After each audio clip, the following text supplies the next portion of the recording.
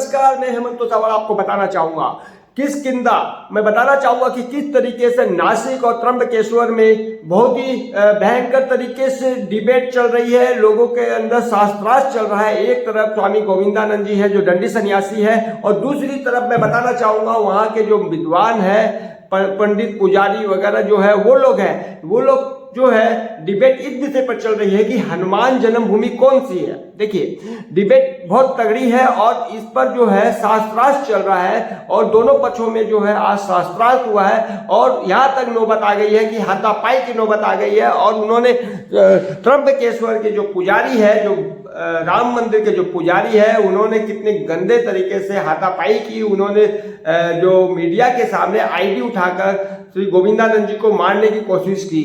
तो सोचिए उनके मन में कितनी द्वेष भावना है और कितनी गंदे विचार है कि उन्होंने वहां पर हाथापाई की और अपशब्दों का प्रयोग किया, और शंकराचार्य जी को किस तरीके से उन्होंने बदनाम करने की कोशिश की। तो मैं उस जलील आदमी को बताना चाहूंगा, वो घटिया आदमी को बताना चाहूंगा कि वो एक नंबर घटिया आदमी है, सी ग्रेड का है और मंद बुद्धि का है और वज्र मूर्ख है वो इंसान, जिन्होंने आईडी उठाकर और शंकराचार्य जी के विषय में अपशब्द बोलने की कोशिश की। और मैं बताना चाहूंगा कि अगर इसी तरीके से त्र्यंबकेश्वर में पंडे रहे, ऐसे पंडे रहे, तो त्र्यंबकेश्वर का नामो निशान खत्म करने में कोई वो दिन नहीं आएगा सामने। जो अपने आचार्य और अपने शंकराचार्य जी को नहीं समझ सके, वो भगवान को क्या समझेंगे। और विषय ये चल रहा है कि राम जी का जैसे जन्म स्थान अयोध्या है, उसी तरीके से हनुमान जी का जो जन्म स्थान है वो कहाँ है। तो लोग बताते हैं, कोई लोग बताते हैं किष्किंधा में है, कई लोग बताते हैं तिरुपति के ऊपर, तिरुमाला के ऊपर बताते हैं, कई लोग बताते हैं कि हनुमान जी जो है त्र्यंबकेश्वर में जन्म लिया है, तो कोई राजस्थान की धरती पर बताते हैं हनुमान जी का जन्म, तो कोई बिहार की धरती पर बताते हैं। तो इस तरीके से बड़े कंफ्यूजन है। लेकिन हनुमान जी का जो जन्म स्थान है वो किष्किंधा में है, ये बात शास्त्रों में भी प्रमाण आ रहा है। और जब ये बात डिबेट हुई थी तिरुपति बालाजी में, मैं बताना चाहूंगा, जब ये शास्त्रार्थ किए थे गोविंदानंद जी, तो तिरुपति के जितने भी विद्वान पंडित थे वो बौखला गए थे, और उन्होंने यहाँ तक कह दिया था कि हनुमान जी ने की शादी हुई और हनुमान जी के बच्चे भी जन्म लिए, तो और हनुमान जी का जन्म जो है तिरुपति के तिरुमाला में हुए। तो ये जो बुद्धिजीव जो थे और बुरी तरह परास्त हो गए, शास्त्र का हवाला नहीं दे पाए और अपने मन गढ़ंत कहानी बनाकर हनुमान जी का जन्म स्थान बताए, जिसकी वजह से उनको मुंह की खानी पड़ी तिरुपति में। और उसके बाद जो है अभी त्र्यंबकेश्वर नासिक के अंदर जो विद्वान बनकर आए थे, इतने घटिया और जलील है, उन्हें ये नहीं मालूम कि शंकराचार्य कौन होते हैं, शंकराचार्य का पद क्या होता है और शंकराचार्य जी को किस तरीके से सम्मान किया जाता है। जिस इंसान को ये नहीं मालूम है वो वज्र मूर्ख है। और वो राम जी के मंदिर का जो पुजारी है वो आया शास्त्रार्थ करने के लिए, और वो शास्त्रार्थ छोड़कर हाथापाई पर उतर आया, हाथरास्त्र करने लगा। तो ऐसे घटिया और सी और डी ग्रेड के जो विद्वान बनते हैं, मैं त्र्यंबकेश्वर की जनता और विद्वानों से, जो विद्वान है वहाँ पर और जो अखाड़े वाले हैं, उनसे निवेदन करूंगा कि ऐसे विद्वानों का बहिष्कार करें, और ऐसे विद्वान जो समाज में आएंगे तो समाज को एक गलत दिशा और गलत राय दिखाएंगे। दूसरी बात ये बताना चाहूंगा, उस वज्र मूर्ख ने ये तक कह दिया है कि शंकराचार्य जी के कांग्रेसी है, शंकराचार्य जी हलाना फलाना डिकाना है। तो अगर भाई शंकराचार्य जी कांग्रेसी होते तो आप बताइए, शंकराचार्य जी सीएम होते, शंकराचार्य जी एमपी एमएलए होते, शंकराचार्य जी कोई मिनिस्टर होते, पीएम होते, कोई बड़े पद पर होते, लेकिन उन्होंने तो ये पद लिया नहीं। तो कांग्रेसी कैसे हुए? साबित करें कैसे कांग्रेसी हुए, कौन से कांग्रेस की टिकट से वो लड़ लिए थे, या कौन से कांग्रेस में वो जाकर एमपी एमएलए सीएम डीएम या राज्यसभा से चले गए। तो ऐसे मंद बुद्धि और वज्र मूर्खों को मैं ये बताना चाहूंगा कि वो महामूर्ख है, वज्र मूर्ख है। और जो वो गोविंदानंद जी से डिबेट कर रहे हैं, गोविंदानंद जी से, जो स्वामी गोविंदानंद जी है दंडी सन्यासी है, उनसे तो बाद में निपटे, और शंकराचार्य जी से बाद में निपटे। वो तो उनके बाल बराबर भी नहीं है, उनके नाखून बराबर भी नहीं है, उनके धूल बराबर भी नहीं है, उनके चरणों की धूल बराबर भी नहीं है। वो उससे पहले तो वो हेमंत तोसावड़ से डिबेट करे, हेमंत तोसावड़ से शास्त्रार्थ करे। हेमंत तोसावड़ जिस तरीके से उसको परास्त ना कर दिया, तो हेमंत तोसावड़ मेरा नाम नहीं है। उस घटिया इंसान को मैं ये बताना चाहूंगा, और जलील इंसान जिस तरीके से उन्होंने शंकराचार्य जी का अपमान किया, अपने आचार्य का अपमान किया, ऐसे घटिया और सी डी ग्रेड के लिए तो शब्द कम पड़ जाते हैं, क्योंकि वो वही सनातन धर्म का नाश करने वाले और ऐसे वज्र मूर्ख लोगों को मैं क्या बोलूं। तो आईडी उठाकर मारने लगे, आईडी उठाकर पीछे मारने लगे। बताइए, ऐसे इंसान को अगर अकेले में छोड़ दिया जाए तो ये लोग तो मर्डर कर दे। ये लोग तो साधु संतों को हत्या कर दे, ये सब हत्यारे और रेप करने वाले लोग हैं। सीधा बोलता हूं मैं, त्र्यंबकेश्वर में अगर ऐसे साधु संत रहे तो त्र्यंबकेश्वर का नाम बदनाम होने में ज्यादा देर नहीं लगेगा। ऐसे साधु संतों का त्र्यंबकेश्वर की जो जनता है, त्र्यंबकेश्वर के साधु संत है, महात्मा है, मंदिर है, मठ है और अखाड़े हैं, परिषद है, वो उसको बहिष्कार करे, पहली बात। दूसरी बात बताना चाहूंगा कि उसकी इतनी हिम्मत कैसे हो गई। उन्होंने कहा राम सेतु, जब गोविंदानंद जी ने ये कहा कि राम सेतु का केस जो है शंकराचार्य जी ने उठाया था, तो ये बात सही है, शंकराचार्य जी ने राम सेतु का केस उठाया था। राम सेतु के लिए उन्होंने दिल्ली के अंदर बहुत बड़ा अधिवेशन किया था। दिल्ली के अंदर जो मैदान है, गांधी जो मैदान है, उसके अंदर इतना बड़ा अधिवेशन हुआ, इतनी बड़ी सभा हुई कि लाखों की संख्या में लोग वहां पर आए थे। उसको ये पता ही नहीं है कि राम सेतु का मुद्दा कौन उठाया था। वो सुब्रमण्यम स्वामी की तरफ चला जाता है।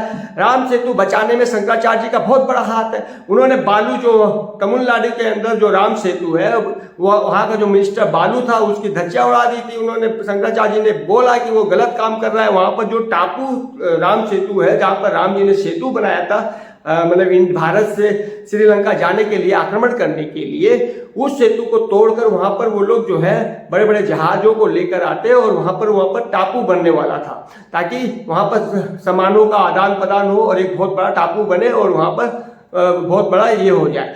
तो लेकिन वो टापू बचाने के लिए शंकराचार्य जी ने आंदोलन किया था। वहां पर दिल्ली में सभा की थी। फिर दिल्ली से सभा करने के बाद बेंगलोर गए। बेंगलोर में चतुर्पीठ सम्मेलन किया था, जिसमें चारों पीठ के शंकराचार्य जी आए थे। दिल्ली में निश्चलानंद जी भी आए थे। दिल्ली से फिर निश्चलानंद जी जो है चतुर्पीठ सम्मेलन में भी आए थे। चतुर्पीठ सम्मेलन जो है कई दिनों तक बेंगलोर में चलता रहा और उसी चतुर्पीठ सम्मेलन के अंदर मैं बताना चाहूंगा आपको, राम सेतु का सबसे बड़ा मुद्दा वही था और राम सेतु बचाने के लिए वहां की मिनिस्टर हिल गई थी। फिर बाद में उन्होंने को बैकफुट पर आना पड़ा। उस पूरी के पूरे मिनिस्टर को, उसकी पूरी के पूरे राज्यसभा को और राज्य के जितने मंत्री है उसको बैकफुट पर आना पड़ा। और कोर्ट ने भी यही माना कि राम सेतु जो है वो हिंदू सनातन धर्म की पुरानी धरोहर है, प्राचीन धरोहर है, उसे तोड़ा नहीं जाना चाहिए और अगर उसे तोड़ा गया तो देश को बहुत बड़ा नुकसान होगा। यहाँ तक कि नासा ने भी ये कह दिया था, नासा का भी मुद्दा हम लोगों ने उठाया था। शंकराचार्य जी ने ये कह दिया था कि नासा भी बता रहा है कि वो एक सेतु है और आज भी वहां पर सेतु के बहुत बड़े अंश दिखाई देते हैं नासा से, जो कि हनुमान जी और बंदरों द्वारा श्री राम लिखकर जो पत्थर तैराए गए थे, आज भी वहां पर पत्थर मिलते हैं, मतलब यहाँ से, भारत से श्रीलंका के लिए। तो सोचिए इतना बड़ा प्राचीन धरोहर हमारे हाथ में और शंकराचार्य जी ने बचाई और यहाँ के वज्र मूर्ख जो पंडा है वो ये बोल रहे हैं कि सुब्रमण्यम स्वामी ने बचाया। सुब्रमण्यम स्वामी राम सेतु के लिए डिबेट में आते थे और उन्होंने केस लड़ा था, इसमें कोई दो राय नहीं है, हम नहीं बोलते। पर सुब्रमण्यम स्वामी को भी ये पता है कि राम सेतु का जो केस है वो जगत गुरु स्वरूपानंद जी शंकराचार्य जी ने उठाया था और शंकराचार्य जी की वजह से रुका था। ये सुब्रमण्यम स्वामी को भी पता है। आज जो वज्र मूर्ख समझ रहे हैं कि सुब्रमण्यम स्वामी ने बचा लिया है, तो सुब्रमण्यम स्वामी से खुलकर बात कर ले कि शंकराचार्य जी का हाथ था कि नहीं था, पहले उठाया कौन था मुद्दा। आज ज्ञानवापी पर बात कर रहे हैं, ज्ञानवापी के ऊपर 50 जो है वकील लगे हुए हैं, दोनों पक्षों से लगे हुए हैं। जिस तरीके से राम जन्मभूमि में 24 पार्टी थी, 24 पार्टी में हिंदू और मुस्लिम पार्टियां भी थी, तो उसी तरीके से कई पार्टी जो थी, कई पार्टी ये बोलती थी कि ये राम जन्मभूमि है और मुस्लिम में 9 पार्टी ये बोलती थी कि ये जो है बाबरी मस्जिद है। उसी तरीके से वहां पर जो सेतु जो है, राम सेतु है, उसमें गुरुजी ने सबसे पहले मुद्दा उठाया था और गुरुजी की वजह से, शंकराचार्य जी की वजह से ही वो मुद्दा जो है सॉल्व हो पाया। सरकार ने भी शंकराचार्य जी की बात मानी और नतमस्तक हुए और वो आके क्षमा याचना भी मांगे थे, ये भी बताना चाहूंगा। तो वो मिनिस्टर जितने भी थे तमिलनाडु के, और तमिलनाडु की सरकार क्षमा मांगी थी गुरुजी से, शंकराचार्य जी से, और वो बैकफुट पर हुए और कोर्ट ने भी ये माना कि वो राम सेतु है, पुरानी धरोहर है, उसे तोड़ा ना जाए, उसके साथ छेड़खानी ना हो। रामलीला मैदान में ये बात उठी थी, दिल्ली में बहुत बड़ा अधिवेशन हुआ था, खोल के देखे। कई वज्र मूर्ख जो बैठे हुए हैं जिन्होंने मीडिया में ये कह दिया कि सुब्रमण्यम स्वामी से मैं बात करूंगा, फोन में बात करूंगा और इस विषय पर बात करूंगा, तो सुब्रमण्यम स्वामी से आप डायरेक्ट बात करिए और ये विषय में बात करिए कि सबसे पहले ये मुद्दा उठाया कौन था और किसकी वजह से ये मुद्दा जो है राम सेतु का जो है दवा था और ये मुद्दे को खारिज कर दिया गया कि भैया वो टूटेगा नहीं, वहां पर धरोहर ऐसी की ऐसी यथासत रहेगी। तो ये बातें वज्र मूर्खों को पता नहीं है और अपने मन से कुछ भी बोल देते, जो मीडिया में देखते हैं वही सच। ये साले व्हाट्सएप यूनिवर्सिटी से पढ़े हुए लोग क्या जानेंगे कि क्या कौन क्या कर रहा है। एक और चीज बताना चाहूंगा कि जो नासिक के जो वज्र मूर्ख जो है, मैं बताना चाहूंगा उनको तो वज्र मूर्ख ही बोलूंगा और मूर्ख से ऊपर वो उनकी संज्ञा नहीं दूंगा। जो शंकराचार्य जी का अपमान करता है उससे वो वज्र मूर्ख से ऊपर हो नहीं सकता, तो उसको शर्म आनी चाहिए। बेशरम आदमी लोग हैं वो लोग जो शंकराचार्य जी के विषय में ऐसा कहा। और मैं ये बोलना चाहता हूँ दावा से कि अगर वो क्षमा ना मांगे तो उनके साथ अहित होगा, कहीं भी अहित होगा, क्योंकि उसने अपने आचार्य का नहीं सनातन धर्म का अपमान किया, इसलिए उनको क्षमा मांगनी पड़ेगी शंकराचार्य जी से।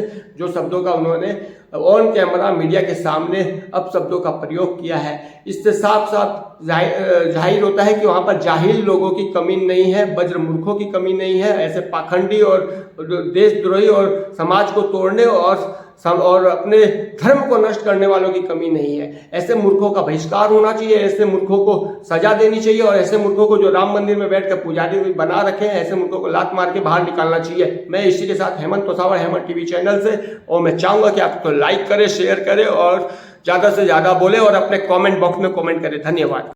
चीज और बताना चाहूंगा, राम सेतु का जो मैटर है वो शंकराचार्य जी ने उठाया था और जो गोविंदानंद जी है जो अभी दंडी सन्यासी है, उस समय उनका नाम श्री राम था, अभी स्वामी दंडी सन्यासी है, वो राम सेतु के जो है मुद्दे को उठाकर सुप्रीम कोर्ट तक लेके गए थे और सुप्रीम कोर्ट में उनको मुंह की खानी पड़ी सरकार को। बालू मिनिस्टर था, सोचिए अभी बालू की क्या स्थिति हो गई होगी, उस सरकार की क्या स्थिति हो गई, सरकार गिर गई थी। तो टीआर बालू मैं बताना चाहूंगा, और सुप्रीम कोर्ट तक में वो शंकराचार्य जी की वजह से ही सुप्रीम कोर्ट जीता था, सुब्रमण्यम स्वामी की वजह से नहीं जीता था। सुब्रमण्यम स्वामी को अच्छे से मालूम है, अगर सुब्रमण्यम स्वामी अगर ये बात स्वीकार नहीं करता तो एकदम झूठ बोलता है, और अगर वो ईमानदार है तो सच बोलेगा। आप जाके सुब्रमण्यम स्वामी से पूछ लो, उसके फोन नंबर में, उसकी आईटी में, उसके घर में जाकर, उसके ऑफिस में जाके पूछ लो। ये बात सुब्रमण्यम स्वामी को अच्छे से पता है। मैं इसी के साथ हेमंत तोसावर, हेमंत टीवी चैनल से, कोई भी बात हो आप इसको कमेंट बॉक्स में रखें। धन्यवाद।